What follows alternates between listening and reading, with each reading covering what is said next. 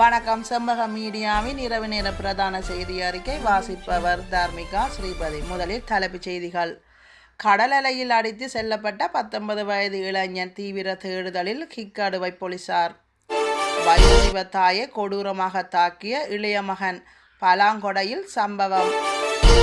மதவாச்சி வனப்பகுதியில் துப்பாக்கிச்சூடு, விவசாயி உயிரிழப்பு.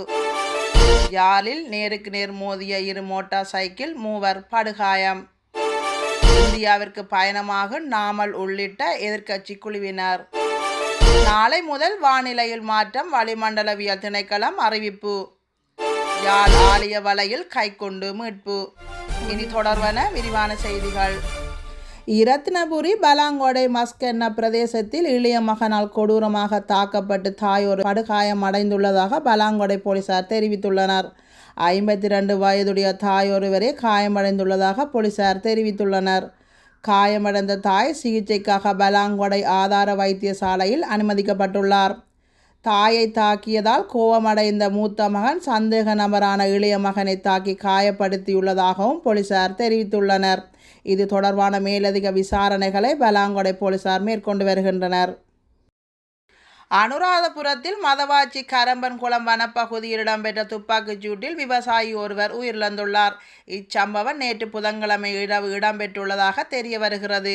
உயிரிழந்தவர் மதவாச்சி துமின்னேகம பகுதியைச் சேர்ந்த 50 வயதுடையவர் என தெரிய வந்துள்ளது. குறித்த விவசாயி துப்பாக்கிச் சூட்டுக்குள்ளாகி காயமடைந்த நிலையில் மதவாச்சி வைத்தியசாலையில் அனுமதிக்க சென்றபோது உயிரிழந்துள்ளார். யாழ்ப்பாணம் வடமராட்சி கிழக்கில் 2 மோட்டார் சைக்கிள்கள் நேருக்கு நேர் மோதி இடம்பெற்ற விபத்தில் 3 படுகாயமடைந்துள்ளனர்.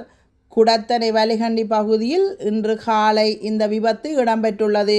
விபத்தில் காயமடைந்த 3 மந்திகை ஆதார வைத்தியசாலையில் அனுமதிக்கப்பட்டுள்ளனர்.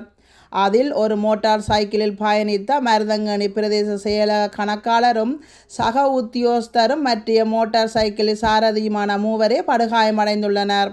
சம்பவ இடத்துக்கு வருகை தந்த மருதங்கனி போக்குவரத்து போலீசார் விபத்து தொடர்பான மேலதிக விசாரணைகளை மேற்கொண்டு வருகின்றனர். தற்போது நிலவும் வறட்சியான வானிலையில் நாளை முதல் மாற்றம் ஏற்படும் என வளிமண்டலவியல் திணைக்களம் தெரிவித்துள்ளது. இன்று நாட்டின் பெரும்பாலான பகுதிகளில் வறட்சியான வானிலை நிலவக்கூடும் என வளிமண்டலவியல் திணைக்களம் எதிர்வு கூறியுள்ளது. நுவரேலியா மாவட்டத்தின் சில இடங்களில் அதிகாலை வேளையில் உறைபனி உருவாகக்கூடிய சாத்தியம் காணப்படுகின்றது. மேல் சப்ரகமுவா, மத்திய வடமேல் வடமத்திய மற்றும் ஊவா மாகாணங்களிலும் காலி, மாத்தறை, அம்பாறை மற்றும் வவுனியா மாவட்டங்களிலும் சில இடங்களில் காலை வேளையில் பனிமூட்டமான நிலை காணப்படலாம் என தெரிவிக்கப்பட்டுள்ளது.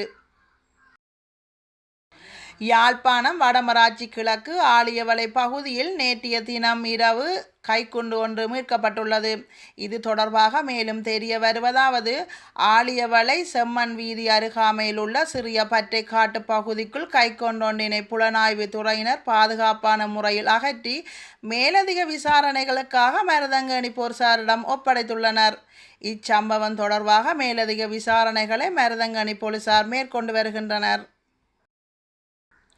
இந்திய குடியரசு தின நிகழ்வுக்கான நாடாளுமன்ற உறுப்பினர் நாமல் ராஜபக்ச உள்ளிட்ட சில எதிர்க்கட்சி உறுப்பினர்களுக்கு அழைப்பு விடுக்கப்பட்டுள்ளது.